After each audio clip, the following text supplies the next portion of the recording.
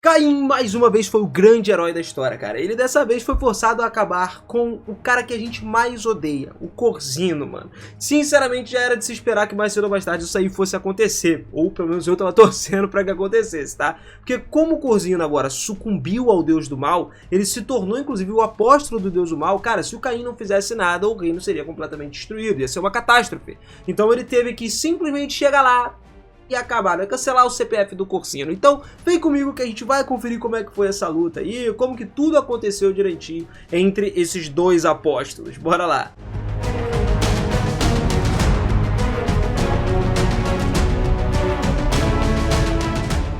Fala, seus otakus, beleza? Eu sou o Biras e sejam muito bem-vindos a mais um vídeo aqui do canal. Galera, seguintezaço, hein? Corzino fez a maior cagada da vida dele, literalmente. O que ele poderia fazer de ruim na história ele fez. Simplesmente organizou um ataque completo ao reino, vindo de Yutrin, né, que era um outro reino, e ele planejava acabar com tudo. Só que tudo foi parado a tempo, graças a Deus, né? O plano dele deu errado, o ataque falhou, e por isso, com esse medo de perder, ele simplesmente abriu uma caixa lá e deixou ser consumido pelo Deus do Mal. Uma voz começou a chamar ele, né? Enquanto isso, em um outro lugar, o Caim tinha se dirigido à sala de estar para poder dar a sua explicação ali, né? O contato que tinha sido enviado do Duque Eric ao primeiro-ministro de Magna, incluindo o rei também, que receberia uma explicação de todo o seu atendente aí do que queria acontecer em breve. Depois de alguns minutos de espera na sala de recepção, 3 pessoas entraram lá, incluindo o próprio rei. Uma explicação aproximada dos captores já tinha sido dada pelos cavaleiros. No entanto, o Caim ainda não tinha explicado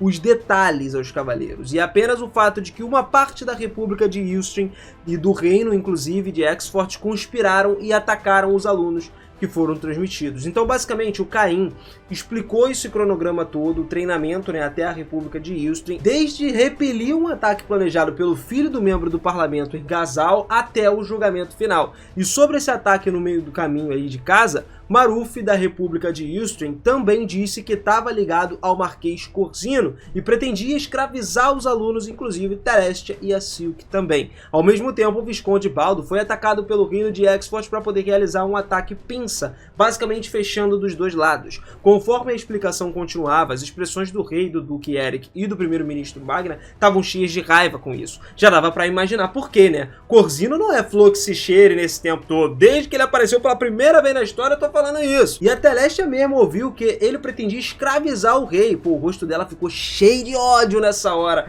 Mas o Duque Eric e o chanceler Magna acalmaram ela, e quando soube que Tijuana estava liderando os cavaleiros, respirou fundo e sentou no seu assento, porque Tijuana era muito forte. O Duque Eric tinha uma expressão mais pacífica no rosto, mas os olhos dele não era algo que trazia muita felicidade, né? Ele pediu um consentimento do rei, então, para deixar tudo com ele. Só que o Caim, que sentiu uma aura negra esmagadora vindo dele, estremeceu e desviou o olhar. Isso meio que significava uma declaração de guerra. Então, aceitando isso tudo, o rei mandou reunir todas as tropas. Só que nesse momento, o chanceler Magna teve que impedir o rei, né?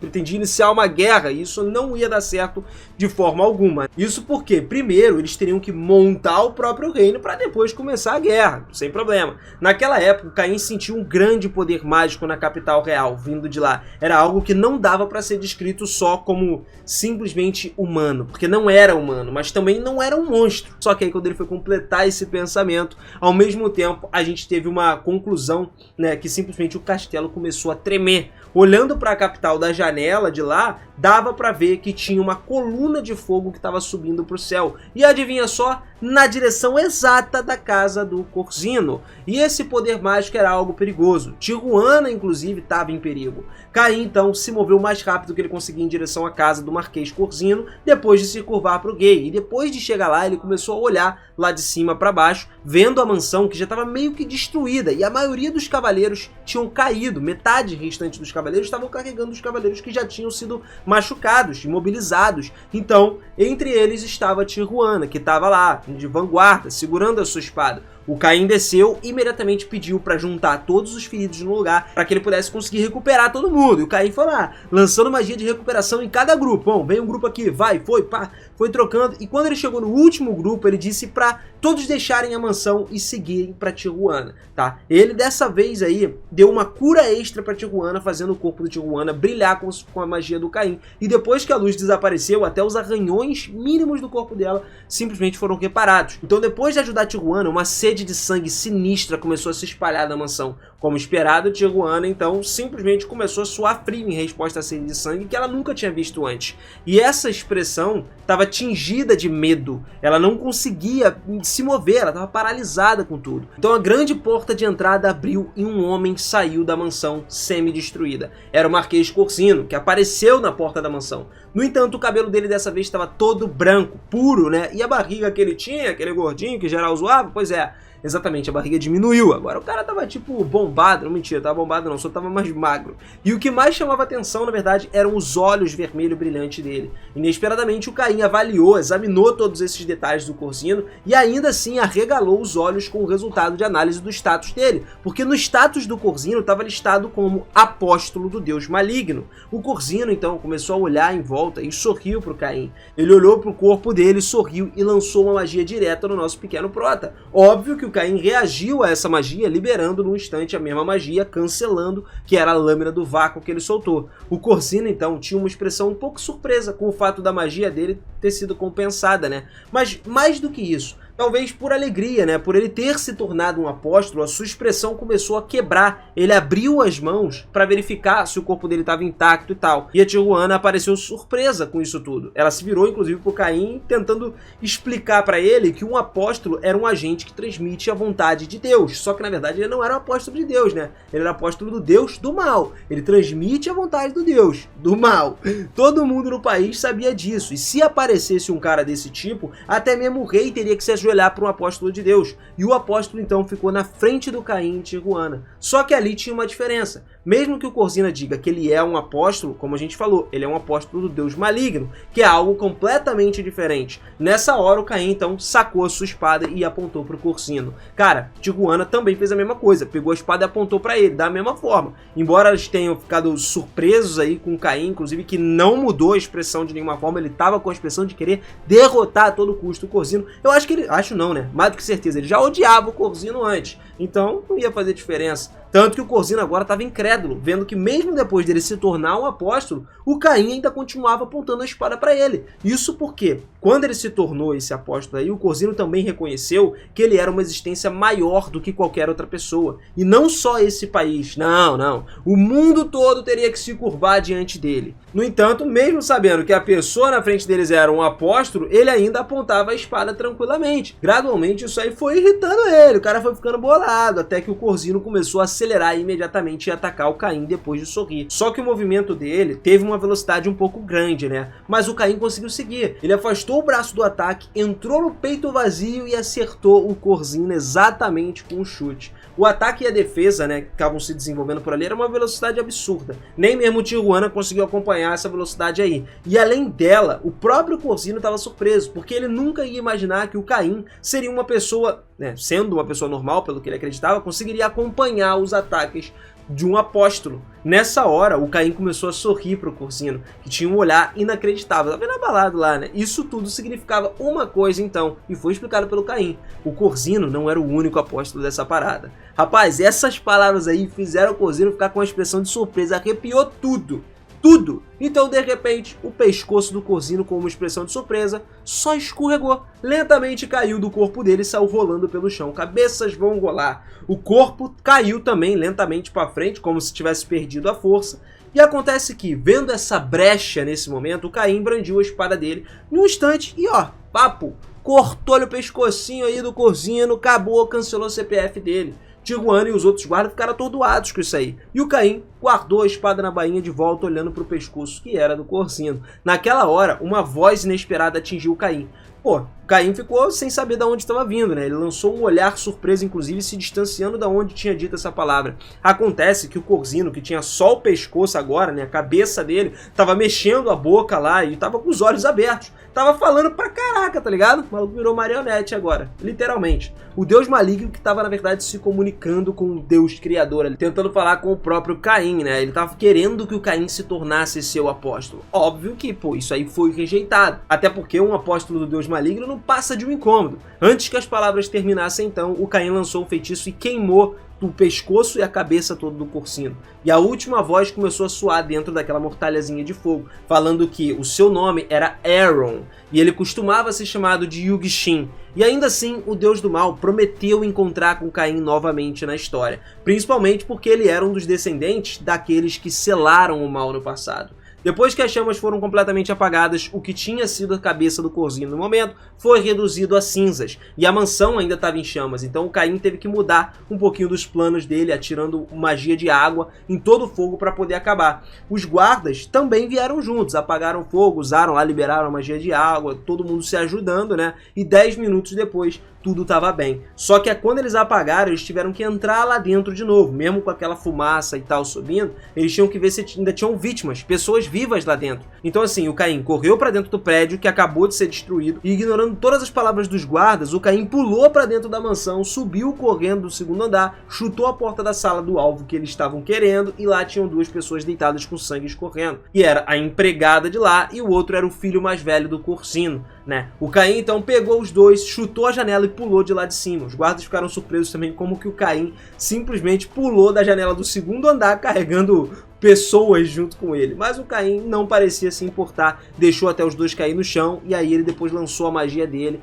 curando as feridas de todos, fechando a ferida dos dois ali. Então a respiração dos dois ficou mais calma, mais tranquila, não estava inalando toda aquela fumaça e tal, que era problemática. Mas as coisas estavam ruins pro lado desse garoto aí, por exemplo, do filho do Corsino, cara. Porque quanto à família Corsino, seria uma decisão do próprio rei que, em algum caso aí, toda a família poderia ser condenada à morte, porque eles simplesmente teriam ajudado o Corsino a fazer o grande estrago e ter colocado a vida de muitas pessoas em perigo. Nesse caso aí, o filho do Corsino também teve que assumir a responsabilidade como filho legítimo. O garoto resgatado e os seus seguidores foram levados então para o Castelo Real pelos guardas, e o cadáver lá, o corpo sem cabeça agora do Corsino, foi igualmente embrulhado num pano branco e levado embora. Tijuana e Caim foram para o Castelo Real em silêncio para também ir lá para uma das salas de recepção do Castelo Real, e entre eles estava lá o rei, que cruzou os braços e franziu as sobrancelhas quando começou a ouvir toda a explicação da Tijuana e do Caim. Ele não conseguia acreditar no que tinha acontecido. Cara, ele morria de medo do Deus do Mal, inclusive, ser revivido. Tanto que ele perguntou, e agora, ele vai ser revivido? Só que o Caim respondeu para ele sobre isso. Ainda não tinha nada confirmado, então não dava para ser uma resposta simples, fácil, ali, direta, se ele seria revivido ou não. Para chegar a uma resposta, seria necessário consultar os deuses de uma vez. O bom é que o rei reconheceu que o Caim estava lá e não teve muita dificuldade para lidar com o Deus do Mal. Só que aquele também não era o Deus do Mal na sua plena forma liberta, né? Até porque se o Caim não tivesse vindo relatar as coisas na capital, bom, tudo ali se tornaria um grande desastre. Teria acabado, muita gente teria morrido. Certamente o Caim aproveitou essa brechinha aí do Corsino e limpou ele de uma vez por todas. Só que a magia do Corsino que abrigava era algo sinistramente poderosa, tá ligado? Era diferente. Se o Caim realmente não estivesse lá, cara, esse poder furioso acabaria com a capital real. Ninguém seria capaz de deter o Corsino. Então agora o rei decidiu perguntar ao filho sobrevivente sobre esses detalhes. E o Caim começou a se lembrar que desde que o apóstolo do Deus do Mal apareceu, ele saiu correndo do Castelo Real. Então meio que a conversa deles acabou no meio ali. Todos sabiam que o incidente se transformaria numa guerra imediata, dependendo de como o outro país se comportasse. Para evitar essa guerra e resolver tudo pacificamente, eles teriam que decidir quem estava no comando. E agora, o Corsino era quem estava no comando nesse momento, tá? Só que o rei disse que cuidaria das negociações futuras a partir daí. Então naquele dia, tudo foi dissolvido, Caim voltou para a mansão tranquilo, e a partir do dia seguinte o Castelo Real estava sob estrita segurança e o interrogatório dos agressores também estava sendo conduzido. O Visconde Baldo também se calou a princípio,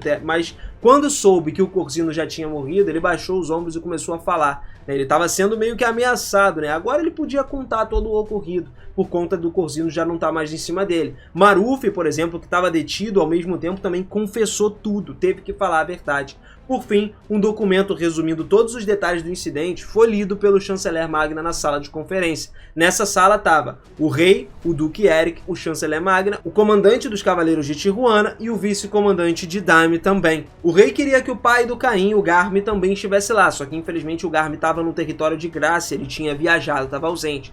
Lá então eles começaram a discutir sobre tudo, e souberam que o ex-senador Marf também estava diretamente envolvido nesse caso, mas sob as instruções do Corzino, porque o Corzino era o que estava comandante, era a cabeça ali da parada. Também poderia inclusive questionar tudo sobre cruzar uma fronteira da República de Justin, que poderia causar essa guerra. As palavras do chanceler Magna perturbavam o rei com uma expressão muito difícil, porque se ele desse uma única resposta errada, isso certamente levaria a uma guerra, e ele não queria que isso acontecesse, pelo contrário, o legal ali seria evitar o máximo possível a guerra.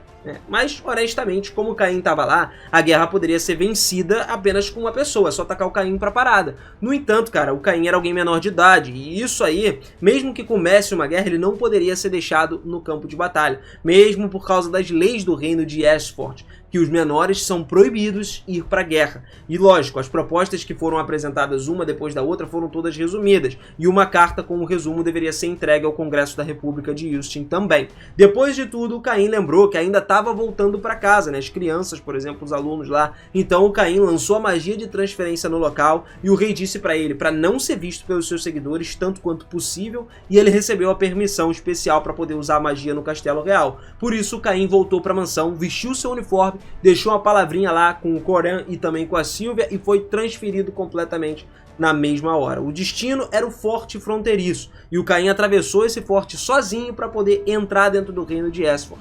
Lá ele saiu voando basicamente por tudo, pela estrada, e 2 horas depois acabou encontrando a carruagem com os alunos a bordo. Daí o Caim ficou aliviado, desceu perto da carruagem, que parecia também ir sem problemas de volta para o reino. Não tinha nenhum ataque nem nada.